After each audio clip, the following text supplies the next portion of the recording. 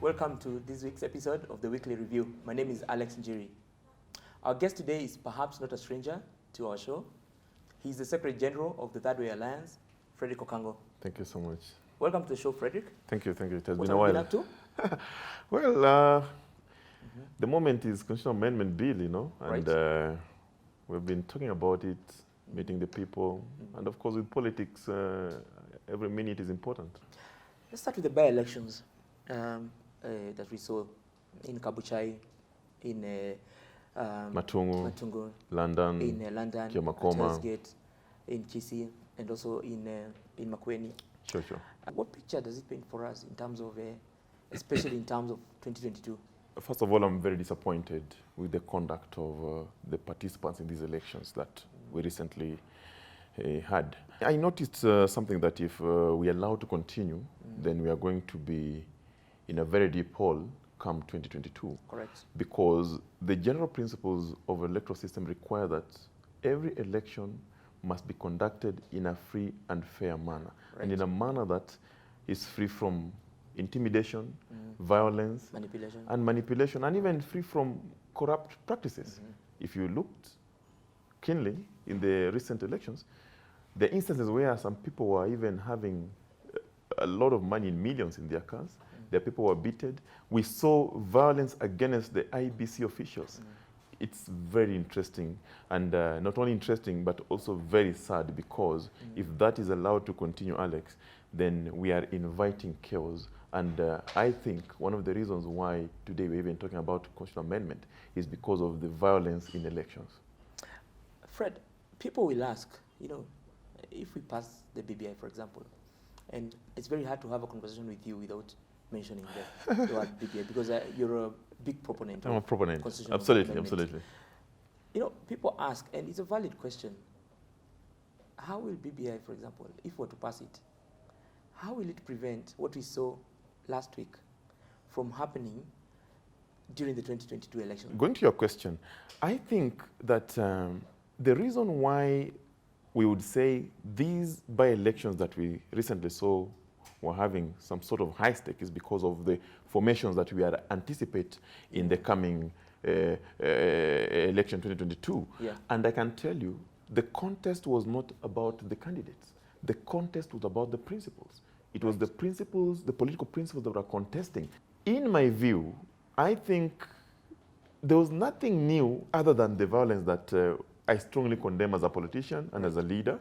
But I think going into 2022, one of the reasons why political violence occurs, particularly at the president level where you have asked, is because of resources. We believe as the people of Kenya, because we are normally mobilized tribally, we believe that resources follow the presidency. And therefore, if one of our own or one of your own becomes the president, then resources follow him. But look, the Constitution of Kenya Amendment Bill 2020 has done something that is very interesting. The proposal therein now distribute resources irrespective of the leadership, irrespective of who is becoming the president, who is becoming a member of parliament.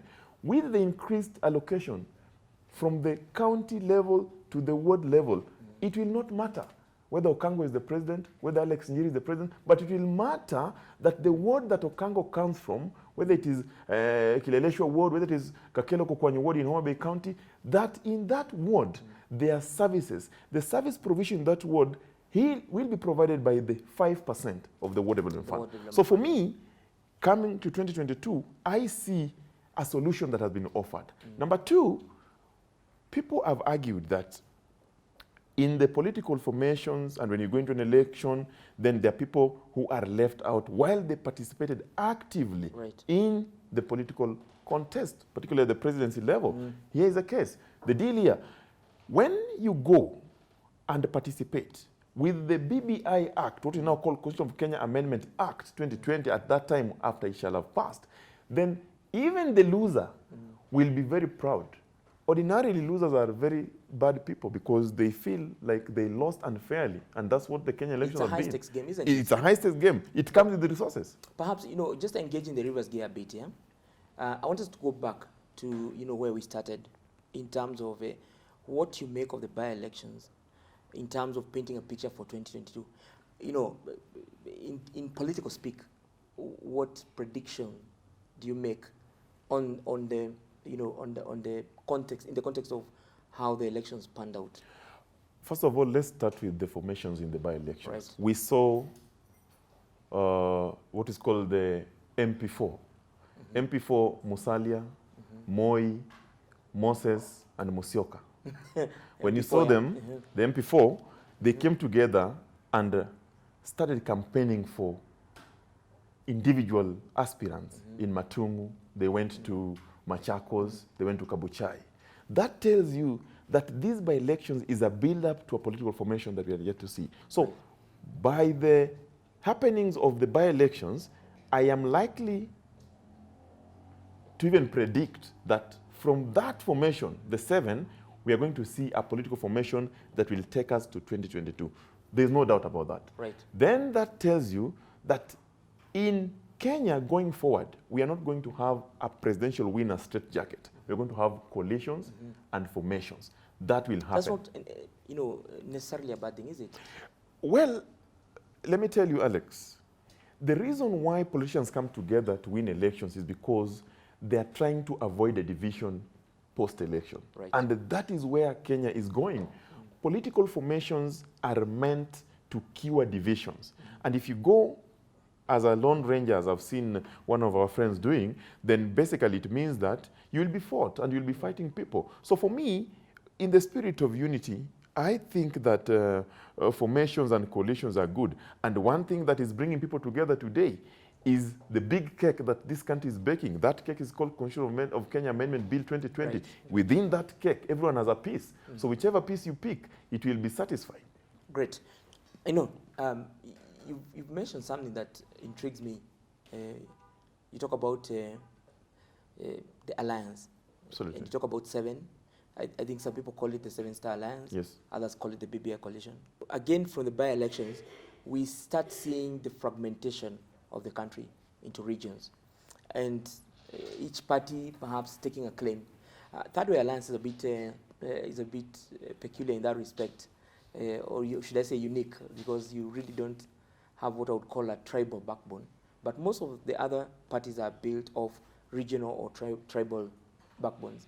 And we also saw, just to set the context, what happened in Mombasa last week. Yes, yes. There's a clamor now for regional party. For regional party there as well.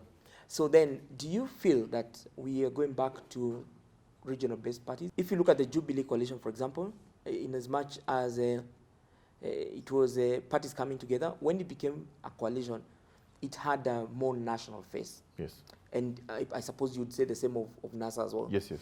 But we're now seeing a reverse of the gains that we've made on that front. Does it worry you, us going back to regional parties? Let me tell you, Alex. By the way, for starters, the principles of political parties require that they shall not be formed on the basis of religion, on the basis of tribal alliances, on the basis of ethnic alliances, or whatever races. Right. They shall be national vehicles. They shall be national institutions that reflect the face of Kenya. Correct. But when you see politicians starting to speak for their region, then you can say they are targeting the cake that we are baking.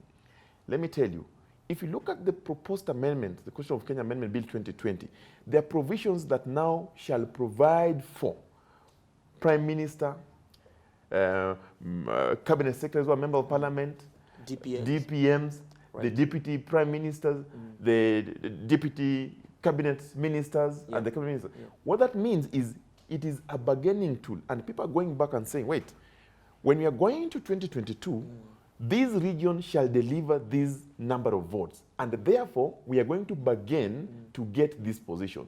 So I want us to shift the conversation now to the BBI, something I know you're very passionate about. Absolutely. So we've seen the BBI bill, the Constitutional Amendment Bill 2020, being introduced to the House. So what are your predictions in terms of what happens in Parliament and Senate? And perhaps as you tackle that, you could also briefly tell us the journey after Parliament, and give us your predictions for the national referendum, because I need that's bound to happen. Yeah, sure. Whatever happens in the houses, we'll have a national referendum. Absolutely. So take us through that. First of all, Alex, I am a very proud Kenyan today. I'm a very proud Kenyan today because the members of the county assembly never disappointed the people of Kenya. They are the representative of the people of Kenya. They were elected or nominated. And you know what? While some of us projected, I remember myself in most of my interviews, I projected 33 county assemblies. This was surpassed to 43, I think.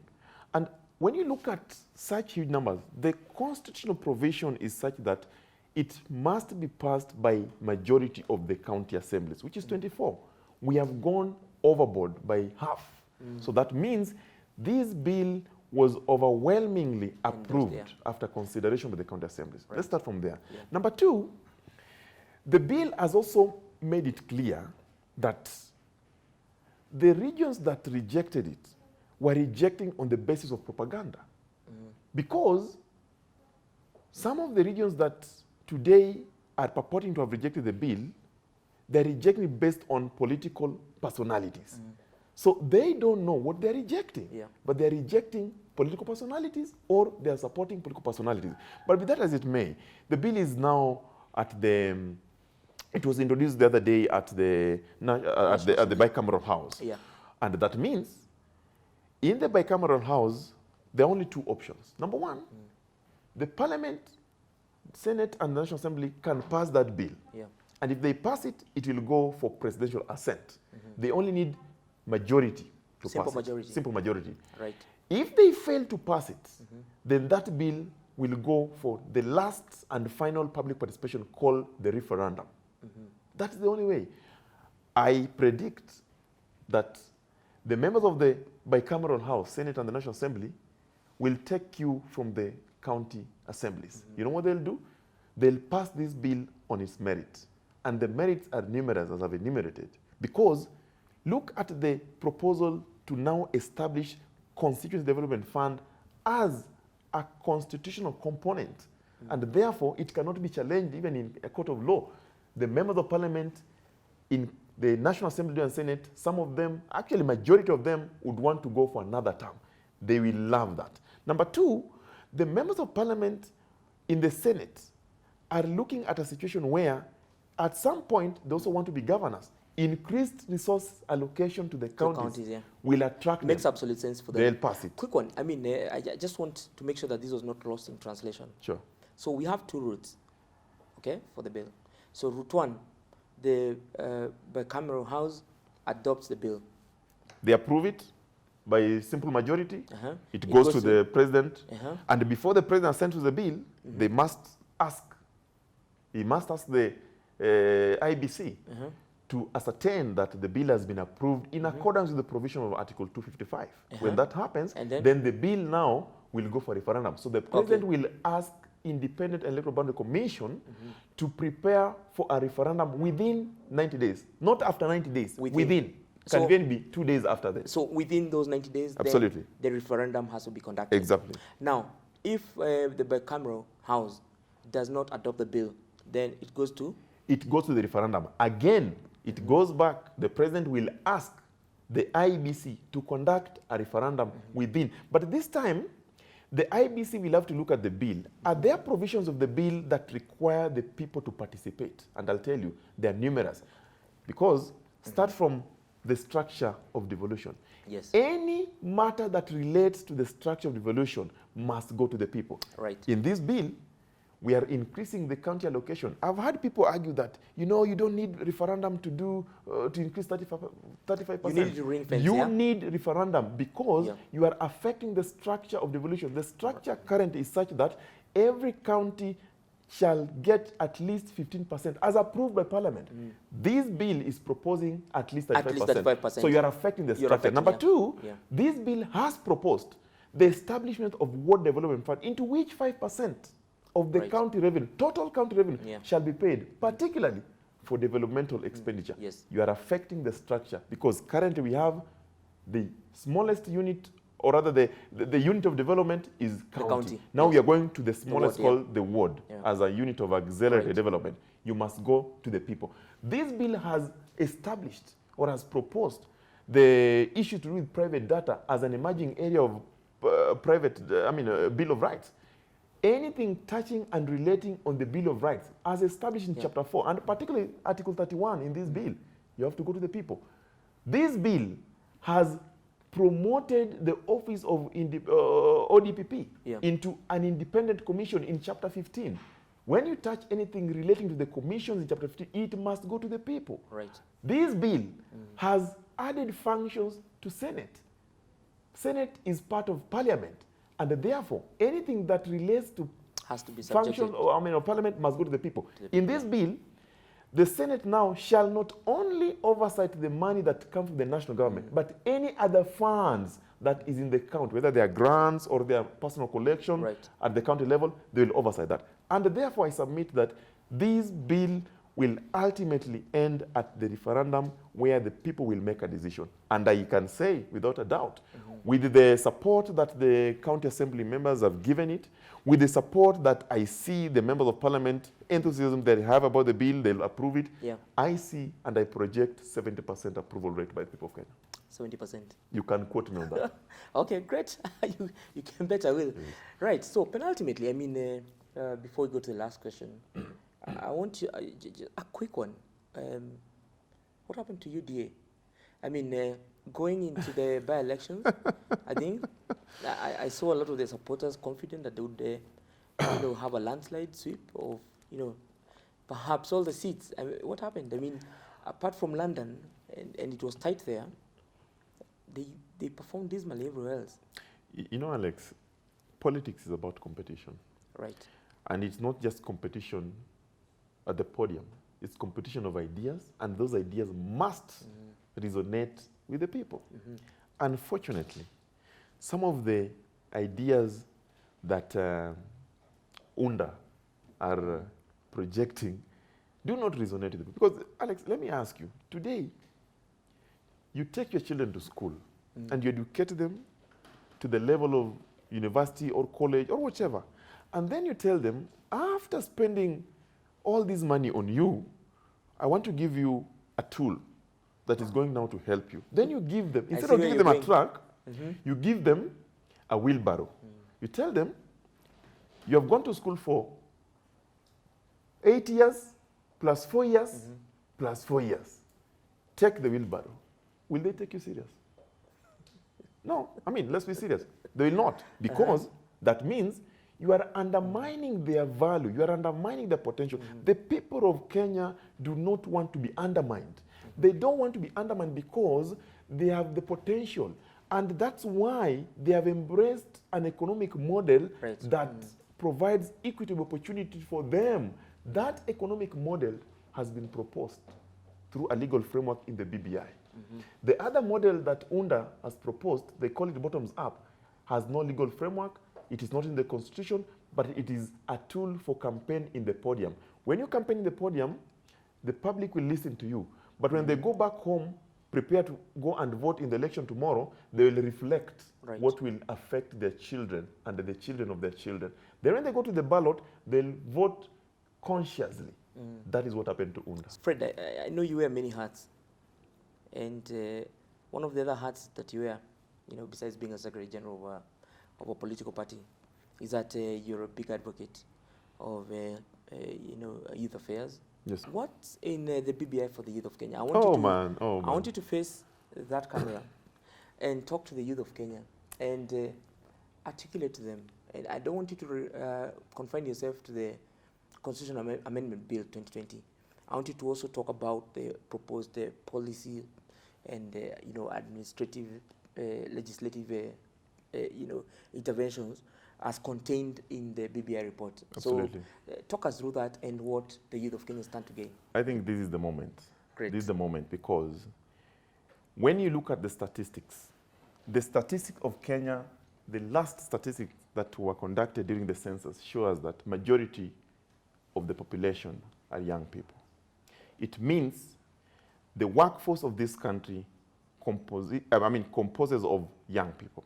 And therefore, we have got the advantage of age, time, and energy to make things right. I want to speak specifically to the young people of this country. I'll start from the proposed constitutional amendment.